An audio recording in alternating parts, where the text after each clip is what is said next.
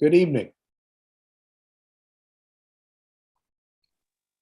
Hi, Derek.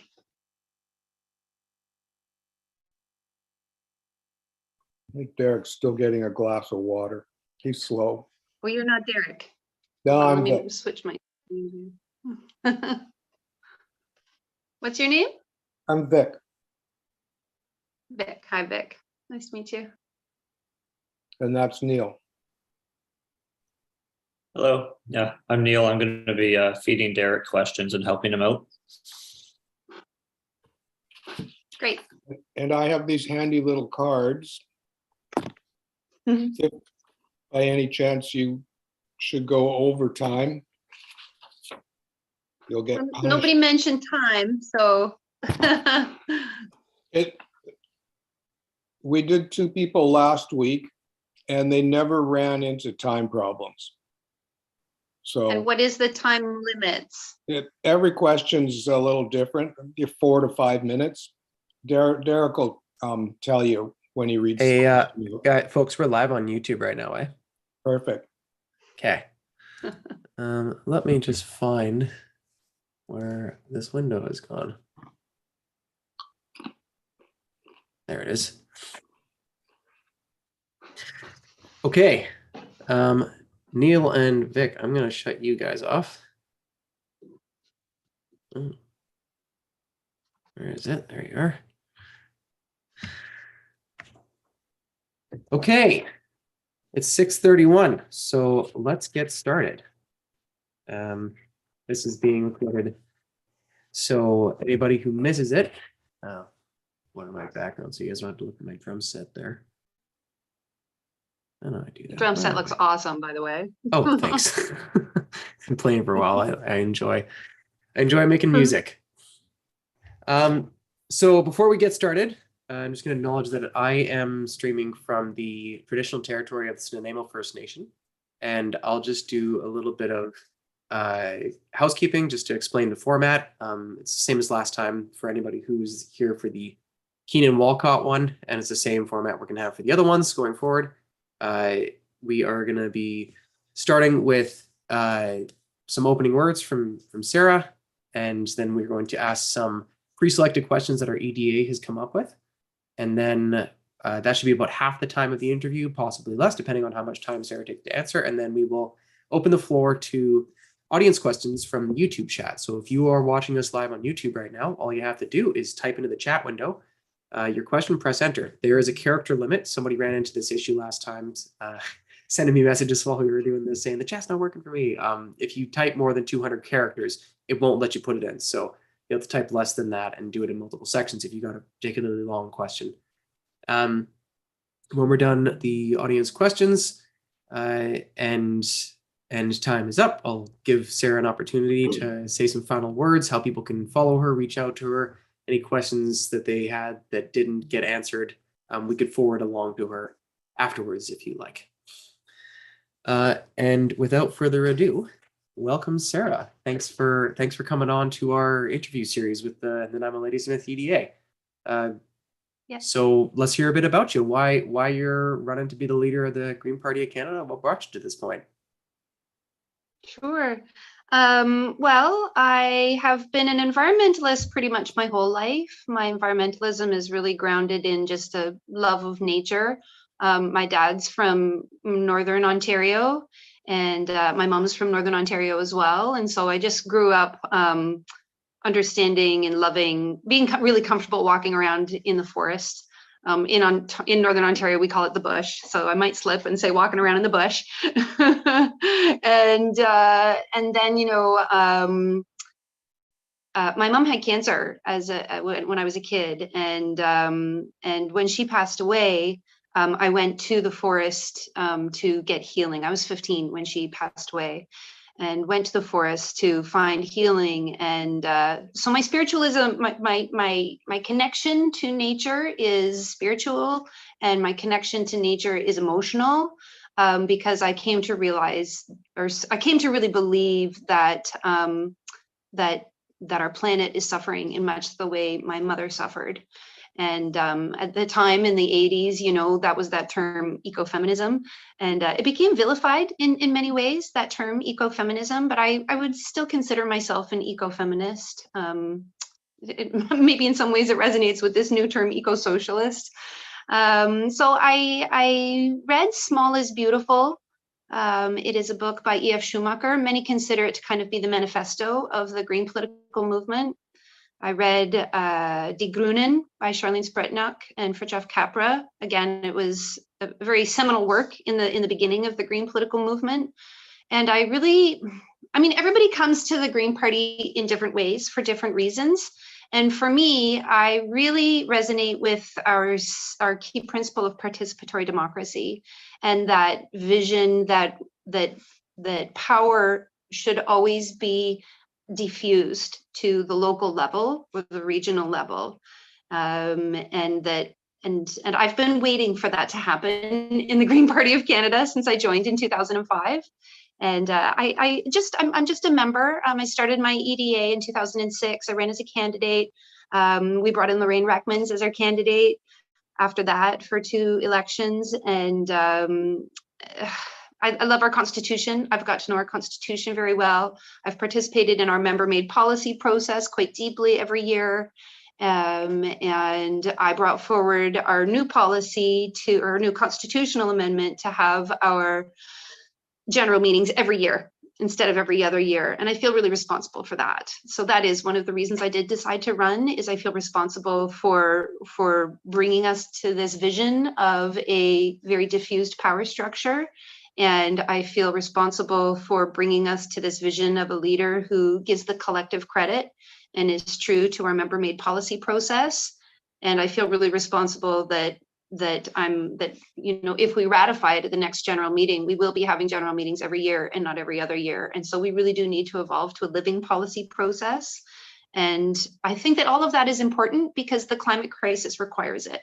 The climate crisis requires that communities become very resilient at the local level and very self-sufficient at the local level. We have a crisis in democracy in Canada, and people need to feel that direct democracy experience, that they really are affecting the decisions that rule their day-to-day lives. And we need to make that true in the Green Party of Canada first, and then showcase that for Canadians. Right on. Thanks, Sarah. Yeah, participatory democracy is a very, very strong point. Oh, I see it is changing the view for everybody else when I change the view. So I'll leave it on speaker view here. Sorry about that, everybody. 2 other pieces of housekeeping that I forgot to mention. We've got on the YouTube chat, just same as last time, folks will see that there's Neil and Vic in there as our moderators. If you are being snarky or condescending or just a mean person, you'll get put on timeout. And if you continue to do it after you get put on timeout, you will get kicked out. Just for your knowledge, Sarah, all of these questions, we've got time for the answers. I've passed them to you in advance. I'm sure Brandon passed them on to you so you can see how much time you've got for each of the questions. Okay, well, I will let you know how much time you've got to answer each of the questions. And Vic's going to pop his camera on and flash a card that'll tell you when you're halfway, when you've got 30 seconds left, and when time's up. Okay, let me just make sure I can see Vic's view. Switch to gallery view. That's what I need to do. Okay, great. Perfect. Okay, so our first question is about the climate. How fitting. So according to a recent Ipsos poll, only 34% of Canadians are concerned about climate change, whereas in other countries surveyed, on average, it's about 48% concerned. This is one of the countries that's going to be currently facing one of the greatest temperature changes on Earth. As you know, the Arctic is warming 3 or 4 times as fast as the rest of the world. Canada is set to warm 2 or 3 times as fast. I can't remember the exact numbers, but somewhere in that range. How do we actually bring climate and the environment back to the front of mind for Canadians in the context of all the other myriad ongoing issues we've got? What can we do to make this a central concern of Canadians again? Well, young people Sorry, that's definitely 4 minutes know. you got for that. Young people definitely know, right? And if we're not listening to young people, then that's a dereliction of duty on every Canadian's part. They have been learning in school. I'm a secondary school teacher. I teach politics and Indigenous studies, and young people have been taught in schools. So anybody who's 25 years or younger has learned since kindergarten that their future is in peril in terms of like extinction level peril. And so that's why we see a bit of an age gap. Like maybe these polls, if they were polling just people 25 and under, the number would jump, to 100% of Canadians concerned. So you always got to take a poll with a grain of salt, right? And in Canada, we are shielded right now because it's just science, right? If you take a glass of water and you put an ice cube in it, pretend that the ice cube has got blue food coloring in it, and that ice cube starts to melt, then the cup will get colder. And that's what's happening to us right now, right? So the polar ice cap is melting, and we feel fine. We don't notice a change really. I mean, we've noticed some climate change for sure. And out in BC, you folks are really feeling it. But in most of Canada, our temperatures are kind of regulated for now. The problem is what happens when the ice cube is fully melted, right? And a lot of these pollutions are invisible. So as the tundra is melting, the methane being released, and we know that methane is a far worse greenhouse gas than carbon, that's a runaway system. So when they talk about tipping points, we've really reached some pretty serious tipping points. And it behooves us as Canadians. One thing I'd really like us to talk about, and I'll be holding nightly table talks as soon as I'm leader, is talking about creating a proper climate crisis refugee plan for Canada. We will be a have country. There are many countries that will be facing pure desertification, many countries that will be underwater. And Canada, we're going to suffer. We're going to have a hard time. Everybody's going to have a hard time. But it behooves us to have an intelligent climate refugee plan in place before things start to get really bad.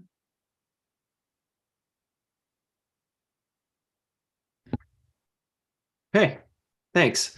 Yeah, albedo effect. It's a pretty profound one. One thing a lot of folks don't realize is that the state transition from ice to liquid is several degrees worth of warming. So, Vic's having difficulty with his video. And then there's that feedback loop of, like white reflects light, right? So the polar ice caps reflect sunlight, and that has helped keep our planet moderated in a good way. But as soon as that's gone, then all of a sudden all that water is taking in more and more sunlight, and then you get more extreme storms and tons of tipping points. 9 out of 13.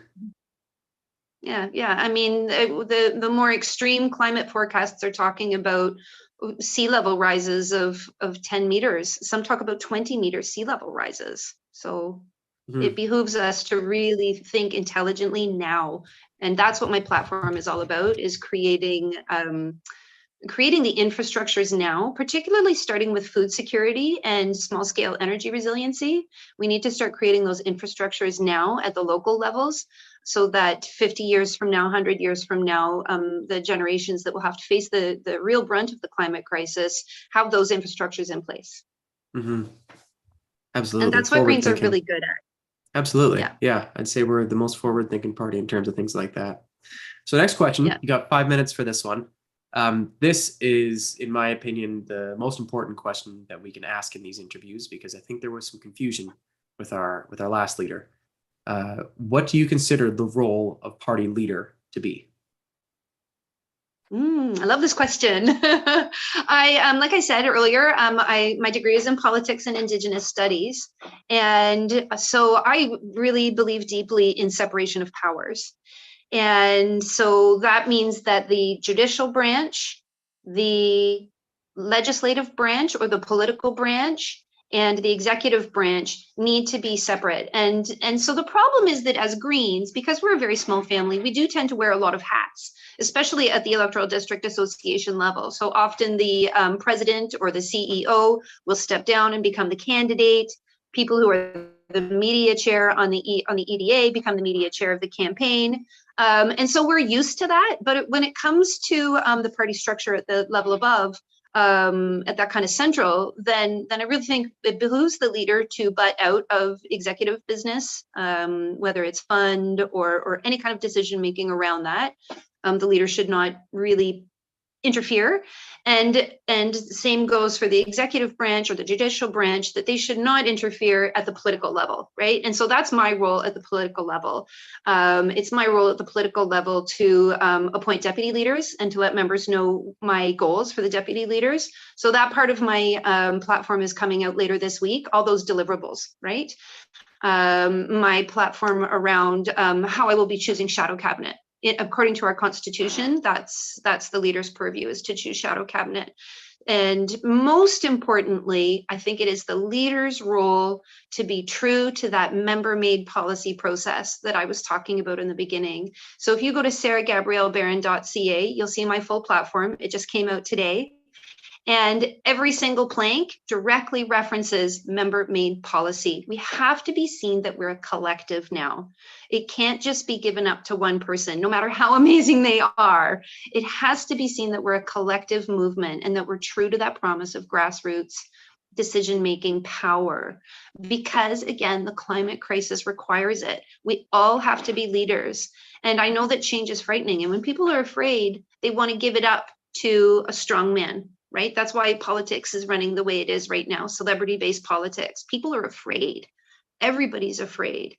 And so they give it up to a strong man, you know, a fella who just seems really sometimes angry, you know, and that they're gonna save you. They're gonna stick up for your rights. Thank you. I see, Vic. Yeah, I'll wrap it up. and that's just cowardice speaking, and it's just honest fear speaking, right? That we know that we are in very troubled times, and that's not the Canada I know. The Canada I know is that we are brave, that we are humble, that we are loving towards each other. And nowhere do you see that exemplified more than in Greens, right? I've been phoning Greens. I've spoken to hundreds of Greens in the past 3 weeks. And whenever you go to Green meetings, we're just happy, gentle, joyful people. And we also are very determined, and we're also very passionate. So managing that as the leader is my job. But I am a very rules-based person, and I believe deeply in our Constitution. I believe deeply in our 6 key principles. I've been a member since 2005, and I have a fully worked out plan of how to be true to those. Right on, thanks. Just a quick, I'm just going to interject this here because it is a question that somebody proposed in the EDA, and I saw a really good opportunity because you mentioned it. Just a simple yes or no. When becoming leader, our last leader actually fired all of the shadow cabinet, the entirety of it. And our EDA member was just curious if you would take that same approach or let some of them stay on. I love our shadow cabinet right now, and that's basically one of the best legacies from Annamie Paul is that she did bring in really awesome people into the shadow cabinet. Devyani Singh, Alison Lamb, Sandy Crawley. Oh, yeah. They're all really cool. And so one really cool thing is that in that leader vacuum between Annamie Paul and Dr. Kuttner coming in, they kept meeting, and they're still meeting. And so with my shadow cabinet, with our shadow cabinet, what I'm hoping that we'll do is continue to meet at least monthly, and that the shadow cabinet will provide a newsletter to Greens, whoever Greens are interested, and so that we get to see the Canadian federal level news through the Green lens. Because that's what they do when they meet. They go through each and everybody's portfolio and they say what's going on this week in their portfolio. And it's brilliant information. It's all through the Green lens. And I'd love us to be able to make that available to members. Great. Sorry, didn't really answer the question. And so to answer it directly, I will not fire the people who are on right now. Absolutely not. No. Thanks for answering that. Cool. Yeah, really, really hardworking folks. I should be more involved. I recognize Devyani Singh, but Okay, so the next question we got, 6 minutes for this one. This is, yes, it's a pretty big question. There's a lot of approaches and ground to cover with this. We suffered a huge loss in the last election. It was our worst performance in 20 years, or maybe it was since 2000. That's 20 years anyway. The biggest loss that we've had in such a long time. What are the most important steps to rebuild our membership, gain public support, and trust of our members again? 6 minutes for this one. Ooh, that is a huge question. Well, I'm pleased to announce that we are already bouncing back. And a poll came out, I think today or yesterday, that said we're polling across the country at 5%. So that is, it's not our highest, but it's definitely coming back to where we started pre 2021. But we have a lot of work to do, right? We definitely have a lot of work to do, and that is why I'm running. Like I said, I've been a member since 2005, and I am deeply aware of what we did wrong.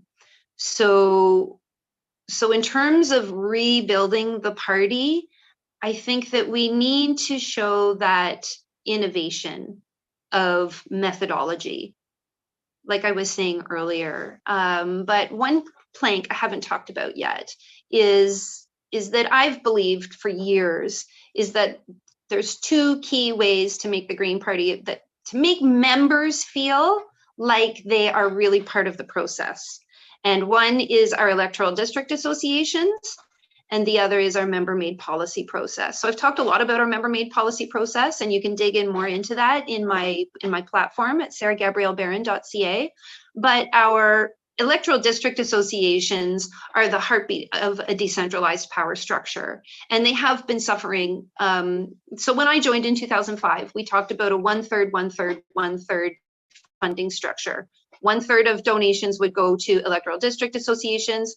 1/3 of donations would go to that regional level. So the EDAs do get together sometimes at a regional level, and then 1/3 would go to headquarters. And that conversation totally died in 2006. We became a very central focused party.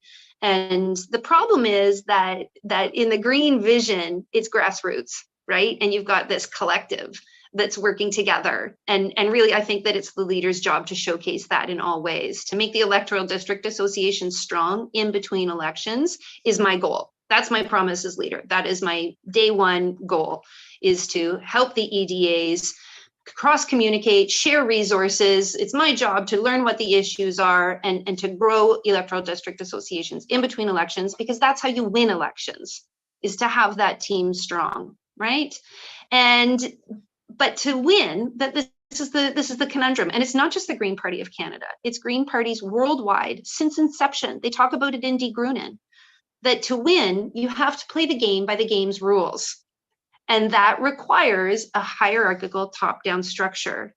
And so, in the Green Party of Canada, those two tensions have been really at loggerheads for a long time, and it's my belief that we can get good at both. We just need a leader who is willing to give the credit to the collective in all ways at all times. So I believe that if we can take a bit of time to focus inward on those electoral district associations and on our member-made policy process, that structurally we will be living up to the promise that I've been waiting for since I joined in 2005.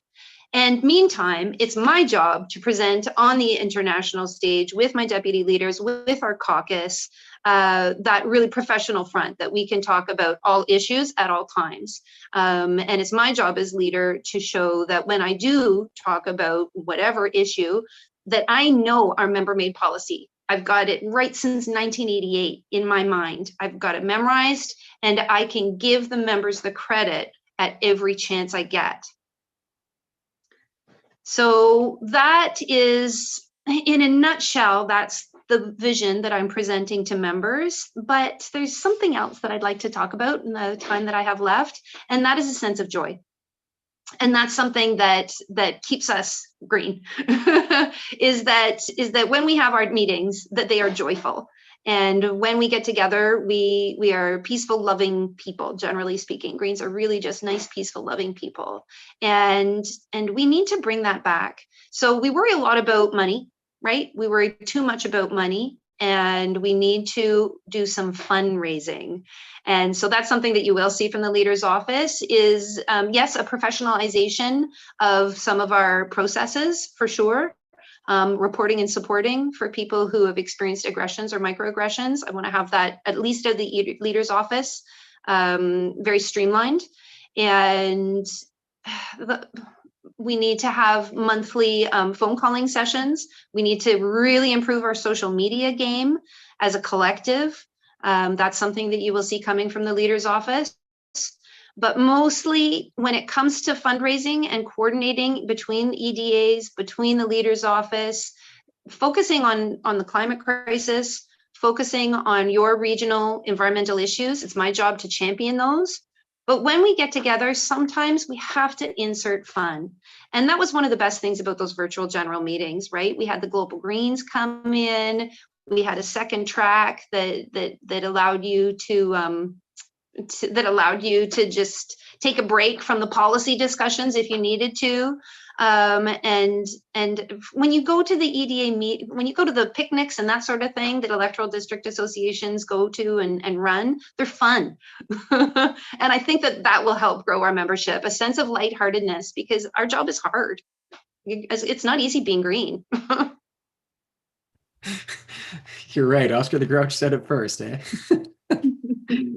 Yeah, absolutely. We do try to have a lot of fun with the events that we put on as an EDA, and I appreciate you mentioning, even if it was in passing, that our social media presence, because it is abysmal right now. So the next question we got is a short one. If a by-election were to be called in a riding in Canada away from your home riding, in which we, the GPC, had a chance of winning, would you be willing to move there and run in that riding? And follow-up question to that, would you be willing to relocate to run in a winnable riding for the next general election? So that's 2 minutes.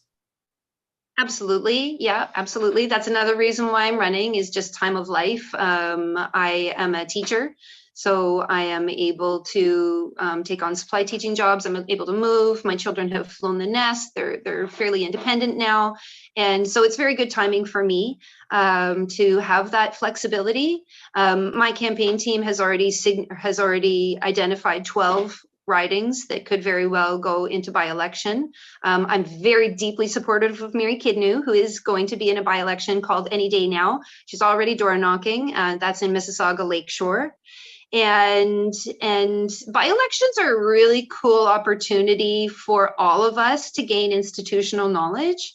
And so I will be definitely taking, if I'm not running in a by-election, then I will definitely be taking a keen interest in not just helping out the team working on that by-election, but having all of us learn best practices, not just out of the leader's office, but electoral district associations, observing what's going on during that by-election and learning from it and building back up our institutional knowledge. Because what I've seen over the years is that Greens come in, they volunteer on their electoral district association, something happens. Often they become disillusioned because, like I was saying, we're not living up to that dream of a grassroots structure, and they leave. And sometimes EDAs fold.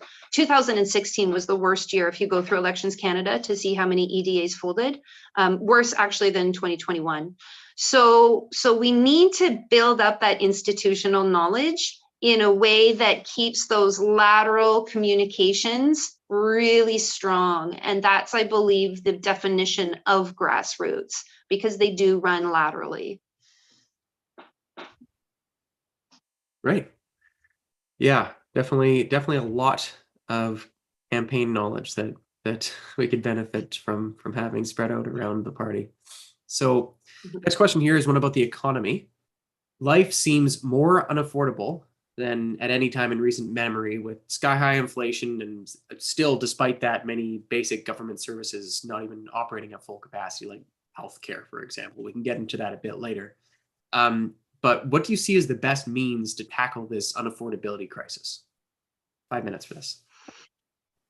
Yeah, Greens go about the economy in a much more holistic way than any other political philosophy. So whether you're socialist or a liberalist or a conservative frame of mind, all of those are within the capitalist framework. And capitalism controls our lives, right? Capitalism is the our roads. Capitalism is our entertainment. Capitalism is our economy. Capitalism, it makes us feel safe. But capitalism is killing us. So it's a real, we're caught at this crux of not being able to switch away from the capitalist system because it is everything, but knowing in our heart of hearts that it is killing us. And Greens are brave. We don't shy away from that fact. The other parties are just blindly carrying on. And even in many ways, it gets worse. So corporate freedoms, corporate protections, outright kleptocracy, those systems are continuing under the other parties. And it's only Greens that have the intelligence and the bravery and the humility to say, we need to change. We need to change fundamentally. So in my platform at sarahgabriellebarron.ca, you will see that I champion some of the macroeconomic and microeconomic evolutions that Greens have been talking about for more than 10 years. One of the key macroeconomic changes is that we've always talked about a genuine progress indicator as the measure of our nation's health more than gross domestic product. If we can get enough Canadians believing that gross domestic product is actually a really evil way, a fundamentally capitalist, like it's the worst of capitalism to measure our nation's health by GDP. And if we can switch to genuine progress indicator, then that is a huge change just in our mass consciousness. So it's something that Greens have championed for a long time, and I will continue to champion. In terms of microeconomic tools, these ideas that negative externalities like pollution and social misery, corporations don't put a dollar value on that. That's just free, and that's why they're called negative externalities. But for Greens, we want to make them negative internalities. We want to put a price on pollution. We want to put a price on human suffering. We want to put a price on the climate crisis, on carbon, on methane. And the problem is that there just isn't the political will because of the way our system is set up. And so Greens will never give up on those, but we have really excellent tools in our toolbox. Again, you'll see on my platform that I reference, I think, 5 different microeconomic tools that we can start working on right now. And I know that Elizabeth champions these in the House, and I will continue to back her up on those, like carbon pricing, basic carbon pricing tools. And really, though, we don't have time to wait. The climate crisis is here. Future generations are going to suffer terribly unless we create the infrastructures now to support them. And that means a national food security mandate. The other parties have no interest. They haven't even talked about a national food security mandate.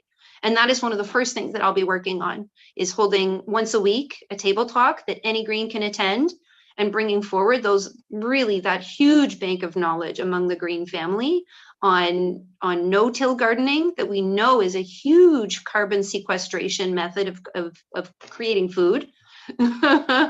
Local-based food security options, a hub of information for Canadians to go to, but most importantly, bringing that together at the national level for a national food security mandate that moves us away from industrial agriculture. And once that's done, we will focus on small-scale energy solutions. Once that infrastructure of how do Greens talk this out, how do we then translate that information into something that Canadians can consume? We can get good at this. Our last 2 virtual general meetings were so amazing. I know that we can get good at this. Right on. It's okay, Vic. I think that's it. All finished up. Sorry for I'm sick. I'm sure you figured that out at this point with all the stuffy nose sounds I'm making here. I had a question that something that you mentioned in there. the GDP. Fun fact: a car crash increases GDP, and if anybody ever wants to talk to you about how important GDP is, just mention that to them and say, "Is like, what are we really measuring? Is this what we actually want? This is not doesn't seem to me like the kind of society that we want to try to build, where a car crash is a good Yeah. thing, you know." Yeah. So next question And we that got. evolution. Oh, I Oh no, I could go on about that all day, but yeah, that no, evolution of that it's our evolution policy away from realm of it. capitalism requires both, right? It requires that kind of macroeconomic big philosophy change and those microeconomic tools that make negative externalities into negative internalities. And those tools are being taught at universities and colleges right now. Students know how to do it. Business people know how to do it. The only reason it's not being made into law is because we have kleptocrats running this country. Yeah, and people who are ideologically static, basically, I'd say. So our next question, do you believe it is moral to use housing as an investment? 4 minutes for that. Do I believe it is moral to use housing as an investment? Kind of like the game of Monopoly, right? Like you buy property. Well, or yeah, I mean, housing in terms of like being a landlord. it's up to you how you want to interpret the question, but we're talking about profiting off of housing. Yeah. I know that we have policy on this, and I'm trying to, it's not something that I've focused on so far in my platform. So I apologize. And I don't have the policy book in front of me.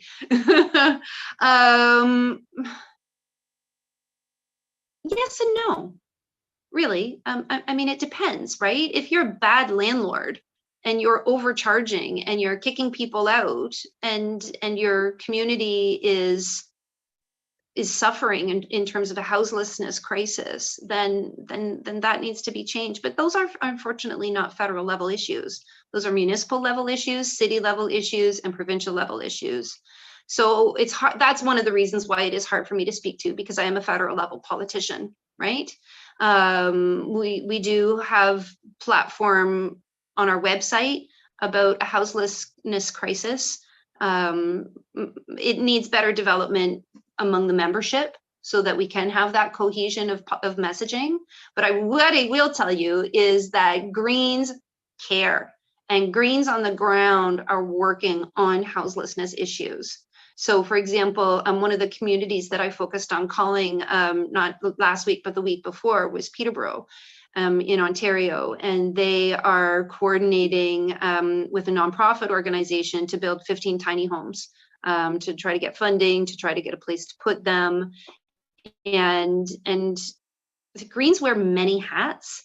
And these are things that we are good at, right? So if a member wants my leader's office to hold a policy table talk, maybe twice a month, where any member can attend, and we can have that level of just expertise, right? Whoever asked that question, you are an expert in that field. I recognize that you are an expert in that field, and you want your voice to be heard, and you want your solutions to be brought to the national stage. So it's my job as leader to hold a policy table talk on this issue and to help us create policy that's really good, really sound. It's stuff that I can say in the media. It's stuff that other candidates can say. It's stuff we can put in our election platform, and we will have cohesion of political messaging. But as leader, it's not my job right now to answer that question in a way that just comes from something that I pulled out of my hat. I'm never going to do that as leader. It's always going to be something that comes from the collective, either in our past member-made policy or something that we're working on now that we've collectively agreed to together. I appreciate your candor. It's I think one of the most important things to be able to say is to be comfortable saying is, I don't know, if you don't actually know, and not, you know, you made a point earlier about people do react to having strong individuals come forward and say, I've got this under control, and people definitely want that. But when it comes to internal politics, I mean, I think it's important to not play that strong arm, you know? Yeah. Well, that's my platform, is that we need to be true to process. We need to be true to grassroots, to a collective promise that we are a collective, right? Mhm. And so one thing that I would talk about within that subject of houselessness is that Greens really innovate around cooperative housing solutions Mhm. and cooperative communities. And that's something that I know we can bring forward, and that I do know that we have policy on. Absolutely. Yeah. A lot of co-ops coming up here in Nanaimo. They're building a new one actually up in the north end. So we got a question from the audience now. That's the end of our pre-selected questions that our EDA came up with. So first question we got here is about the concept of co-leadership. I'm sure you're aware that two of the 4 teams that are running are co-leadership teams. They say 4 other candidates lack sufficient confidence to hold the leadership position without co-opting another candidate. How do you propose to function without such assistance? It's a bit pointed. Well, Good question. as a feminist, I'm perfectly capable of doing this on my own. Yeah, no, as a feminist, I find the whole thing that's happening right now really, really difficult to understand why it's a positive presentation to Canadians. I'm also, like I said earlier, I'm a real stickler for rules. I know our Constitution inside and out, and I'm also a stickler for a member-made policy process, because that's grassroots. That's the definition of the Green Party of Canada. So to have 4 of the 6 of your options directly contravening our process, whereby if you want to make a change to the Constitution, you do it as a member. You propose it to members, we vote on it. It either gets green lit or it gets yellow lit. And if it gets yellow lit, then it goes back to the drawing table and we talk it out. But you don't use the power of a leadership race to circumvent our member-made policy process and our member-made constitutional change process, which is what they're doing. I think it is an abuse of the power that is invested in a leadership race. And it's also deeply confusing. If you want to vote for Elizabeth May, you get to vote for her twice. If you want to vote for Anna Keenan, you get to vote for her twice. If you want to vote for Jonathan, you get to vote for him twice, you know, on and on. If you want to vote for me, you only get to vote for me once. So we have not figured it out, and there are some real problems with it. But as a feminist, I'm perfectly capable of soldiering on just the way I am. Fair enough. Next audience question we got here, and by the way, Sarah, I'm sorry I didn't mention a time frame for these things. Unless I state otherwise, for audience questions, we're gonna say that's a 4-minute answer. Time limit on those. Okay. This is a short question. What is your understanding of sustainable? Sustainable is put in quotes. What does that word mean to you? Sure. Well, I could probably go on for about 14 minutes on this one. So Gro Harlem Brundtland wrote the Brundtland Report. I think it was the late 80s. And the term sustainability ran throughout it. So at the inception of the Green political movement in the early 80s, there were 4 pillars: ecological wisdom, social justice, nonviolence, and participatory democracy. And then when the Global Greens got together, they created 2 more that kind of flowed out of those. And one was respect for diversity, and the other one was sustainability. And that term, sustainability, kind of got co-opted by the corporate capitalists of the world. And they have abused the concept of sustainability to pretend that their actions are sustainable when they clearly are not. So, so sustainability is a term fraught with double entendre, right? Like double meaning and misinterpretation. To Greens, and you'll see in my platform, when I talk about sustainability, that's where I embed a lot of those economic changes that I was talking about earlier. So when I'm talking about ecological wisdom, I'm focusing in on things like protect old growth forests, and a moratorium on new nuclear, and recognizing that the climate crisis is real. So that food security, small scale energy resiliency, retrofits, we can decrease our carbon budget by 60%, our carbon footprint by 60% if we really go hard on efficiencies and retrofits. But within the sustainability part of my platform, that's where I talk about those economic changes. One person I'd love to highlight is Mike Nickerson. I don't know if you folk out on the West Coast know Mike Nickerson, but he runs something called the Sustainability Project. And so he's using that word in a way that it was always meant to be used, right? That we have finite resources, and if we mess it up, we're going to be in serious trouble. And so I think it's sustainwellbeing.org. It's really a beautiful visit. And he had a little business card that he gave out. And I somehow came across that business card when I was 14 years old. And I carried that business card with me until I was 25 years old and I was running my own business. And I called on him and got him to send me a bunch. And it was just a little card, and it just made me feel like I wasn't alone. And that was the green movement to me until I joined in 2005 is what does sustainability mean to you? And that is a conversation that we need to keep having. And thank you for that question. It's an important, beautiful question. Yeah, definition has definitely been co-opted quite a few times. We can take it back. Back. Yeah. The next audience question we got here is, I'm going to pronounce the conservative leader's name wrong, but Poilievre, I think, signed up hundreds of thousands. Yeah. How do you say it? Poilievre. Poilievre signed up hundreds of thousands of new members. How do we fight the drift to the right? I wouldn't use the word fight.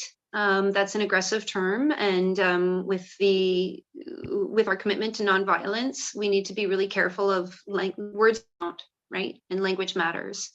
And so you will see, if you just Google CPAC, Sarah Gabrielle Barron, you'll see my third press conference was about, it was on the eve of his win of the leadership of the Conservative Party of Canada. And there is a real drift on the right to become the alt-right. And it's mixed up with white supremacy. It's mixed up with misappropriation of religion, of what's supposed to be a beautiful religion. It's very populist. He uses a lot of very fiery language to whip up his followers. And the only thing that we can do is better, right? Is just not fall into that trap, because like I was saying earlier, we're in frightening times, right? And when a human is frightened, we chemically go into one of three states. We go into fight, flight, or freeze. And as a feminist, I insist on freeze being recognized as one of those three chemical states that we go into, right? Because when a woman is being attacked, then the blood all goes into your core and you freeze. So what a lot of conservatives type folk will do is go into fight, because we're in uncertain times. And a lot of others will go into freeze, like, everything's fine, back onto my phone, right? Where's the next Wordle? And some of us fly, right? And that is something that Greens might tend to do, is just I'm just going to go to my little corner and hide in the forest and just be with people that I love, that I know will keep me safe. And those are all perfectly natural human responses. And as Greens, what we need to do is rely on this decades buildup of ecological wisdom. That's why my campaign slogan is wisdom to change. I feel like it brings that energy of being able to slow down, recognize that we are not alone here, that we don't need to reinvent the wheel, and that we can, even though times are frightening, that we can tackle these problems, that we can embody real solution making. We already are in our communities. We can connect. We can do it all with a sense of joy and fun, and we can create infrastructures for future generations so that that what they're living in 50, 100, 150, 200 years from now, that those systems are not only livable and safe, but they are joyful. But yeah, you will see from that CPAC that interview that I'm not afraid to take on the alt-right. I'm not afraid to call a spade on the international and national stage, and I will just bring a sense of calm and professionalism to the conversation. But the conversation does need to be had. Fascism is on the rise, not just in Canada, but around the world. Mm-hmm. Yeah, I appreciate that. Not fighting fire with fire. That just makes a bigger fire. Trying to douse some water on it, some cold check of reality. Okay, so we've got time for one last audience question here that's already been asked, and then we can move on to closing remarks. Where is it here? The primary purpose of the Green Party is to lead radical, transformative societal change. How do you see that happening if we do not step out front and speak frankly of the enormity of the change required? And sorry, Jim, if I'm filtering your question here. This is from my friend, Jim. Him and I have talked about this a lot. He's talking about the fact that we need to be changing a lot more aggressively than some of the talking points the Green Party's put forward. Honestly, like, to survive as a society, there's a lot of, he's talked about degrowth a lot, and there's some points that we've disagreed on about this, but he's talking about the fact that the kind of change that we need to prevent the collapse of society is largely unpopular. Eat less meat, fly less, don't fly at all, live with lesser means kind of thing. So how are we supposed to lead radical transformative change if we don't step out front and speak frankly about the enormity of the change required?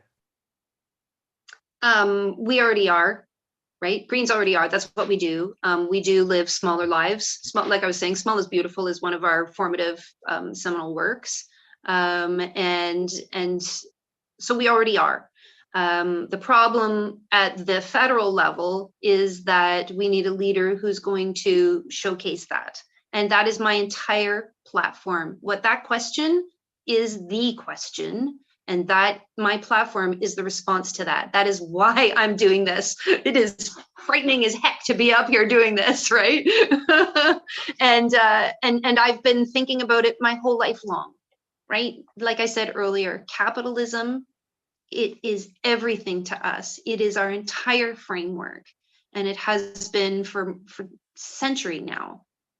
centuries, and it needs to fundamentally change. We need to evolve out of the capitalist system. We need to evolve out of the systems whereby we make war on each other. The Westphalian nation-state system really is already dead. We are living in a reality where we still pretend that Westphalian nation-state system is in operation, when reality, corporations have far more money and power and control on international geopolitics than nations. Rich individuals are influencing geopolitics far more than the nation state. So we need to be a little bit more realistic at the federal level and at the international level about what's really going on. Greens talk a lot about getting out of NATO. We always have since 1988, and we believe that our peacekeeping efforts are better placed at the United Nations. That is something that I like to focus on. Yes, as Greens, what we are really good at is food security, small scale energy resiliency, retrofits. That's what we're already doing on the ground. It's my job to, at the national and international level, say that Greens also have solutions that provide stability for us going forward, stability around geopolitical peacemaking. Right? So one of my key platforms is a complete moratorium on new nuclear power because it's inextricable from the new nuclear arms race. And we can make planet Earth a nuclear weapons-free zone, and we will make planet Earth a nuclear weapons-free zone. How do we go about doing that? You can read more into my platform. We can have policy table talks on that. Global Greens need to get together to work on these things. But from the small community level, Greens are already doing it. And it is just my job to get us together and to showcase what Greens are already doing for Canadians. We know how to live small. We know how to make the infrastructures for future generations. We're the ones doing it. Thanks, Sarah. One last quick question. You got a minute to answer this. Rapid fire one. If you become the leader of the party, you're going to be expected to spend a lot of time out in Ottawa. Is that something you and your family are ready for? Even if you move to a different riding, I know you said you're ready for that, but you'd be back and forth all the time. It was hard on Paul, I know that. Yeah, you know what? I'm going to end with a land acknowledgement. And so I am just outside of Ottawa now. Ottawa's actually is the word Odawa, which is one of the Three Fires Confederacy nations of the Anishinaabe Nation. And it is also Algonquin First Nation territory, is strong Métis heritage here. And I love Ottawa. So I gave up my home on Manitoulin Island, which is paradise. And I gave that up to come here for this race. And, with everything that's been going on, fundraising is not going great, and it's okay. There are two co-leaders doing their thing that make it a disadvantage to me to running, and it's okay. I believe in myself. I believe in my vision for the party, and I will do whatever it takes to help this movement grow and be as strong as it was always meant to be. I firmly believe that the Green political movement is the hope for humanity, not just in Canada, not just out west, not just on the East Coast, but globally around the world. Yeah. Okay. So we got 5 minutes to the end here. You've got the floor for about 5 minutes here to say whatever you want anyone else, everyone listening to hear, anything that you didn't get out, and let folks know how they can follow up with you. What's your website, and any calls to action you got? Sure. So my platform just fully came out today. It's at sarahgabriellebarron.ca. If you like what you see, please do donate to my campaign. I put my teaching career on hold for this. And Ottawa is a beautiful city, but it's also an expensive city.